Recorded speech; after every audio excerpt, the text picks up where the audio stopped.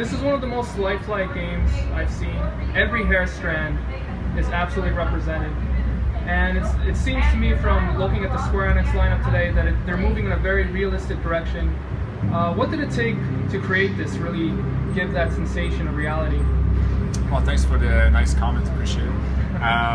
Well, the first thing we did when we started this project, we invested a lot into our own technology, our own engine. So we have the Dawn engine that we worked on at Eidos Montreal.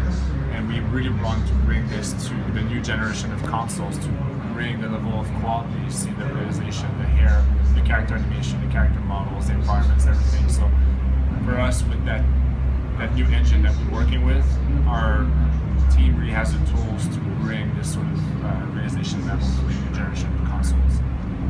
Do you and Rise of the Tomb Raider both use the same kind of engine? Because I noticed when I was at a press conference before we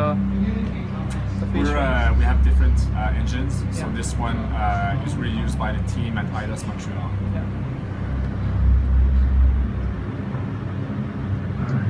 So games have been moving in a real film-like direction. The Last of Us obviously springs to mind. It's a real highlight in recent times. What kind of work went into the narrative? Do you employ multiple writers, still a traditional game designer, or is Square moving into more of a Hollywood one scriptwriter kind of approach? I can't speak brief for Square Enix in general. For us at Eidos Montreal, especially for a game like Deus Ex, narrative is a huge part of the experience. So yes, we have a team of writers headed by Mary tomorrow. I think you met probably here today. She was presenting. Mary was the narrative director on Human Revolution as well, so obviously she knows the world really well. Her team as well. We have also, obviously game designers and the whole team. So Deus Ex is a narrative-driven game. It's also very much like a gamer's game. You have a lot of different features that you can mix and match as a player to customize your own experience. Do you feel today you write the narrative first and then create the game, or game first and narrative, or is it really like a mutual fused process that can't be done one way or the other first? It's really the two go together. When we start building our games, yes, we think about the story, the main beats, but then we go into sort of narratively design the game. So we have designers mixed with narrative to really think about the game on paper before starting to build it.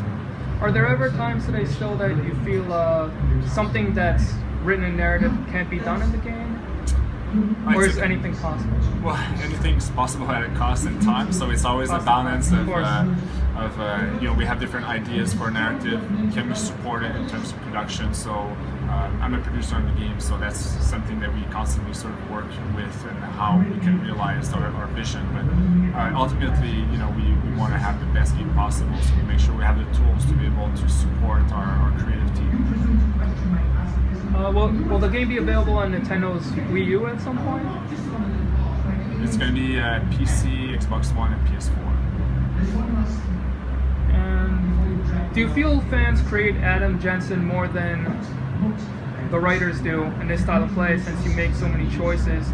And I noticed, well, actually I can't talk about the demo, but I noticed the dialogue choices really have a heavy impact on what happens during the game. Absolutely, and that's something we want actually. A Deus Ex game is choice and consequences for the player. So if you customize your Adam Jensen to be a tank that goes through combat, like you probably saw today, that's an option for you. But if you're more like a stealthy, non-lethal approach, you don't want to kill anyone in the game, you can also do that. So all the features support the player choices, and yes, when you get to different important conversations, the choices that you make with the way you talk to different people, they will have a consequence on how the narrative will play out for you. So at the end of the game, you can have playthrough, and I can play through, and we can talk, have different stories about the same game because we play differently. So will it feature multiple endings? It's sure. Yeah, so yes, that's something that we want to support multiple ending, and for this game, for us, choice and consequences, we really want to bring it to a next level. So the way you play the game will really sort of tailor how the ending will come through. It's not just pushing a button at the end. It's much more organic than that. Will it be possible to almost take like a villain approach in it and get like a bad ending or a good ending, kind of like in a BioShock kind of way?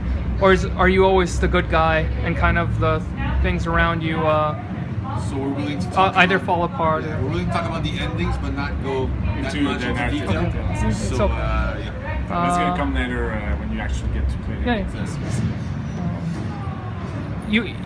You mentioned vertical locations.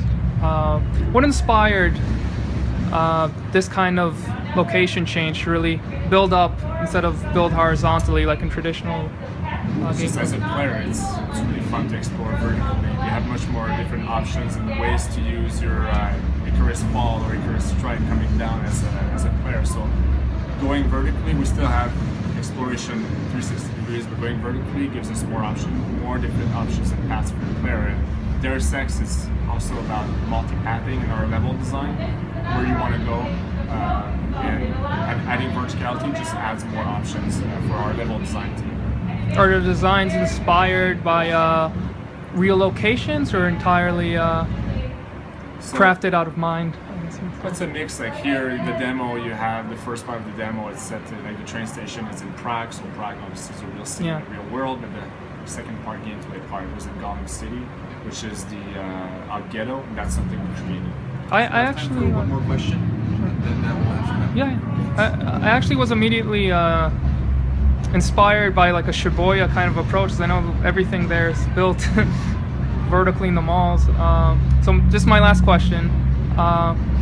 You mentioned action improvements that people really enjoyed, going head in, face first, all the gunplay. What kind of improvements went into making action even more exciting than it was previously? So we have the gun arm feature, which is basically Eidos mechanical arm that you can use fluidly in combat right on your controls on your thumbstick. So that's you have the nano blade you can use as a projectile. You have the PEPS gun that you can project enemies and so on. So to use it, it's really easy to trigger them on your controller. So for that, the combat is much improved with these controls. Reminds me of the Terminator hand.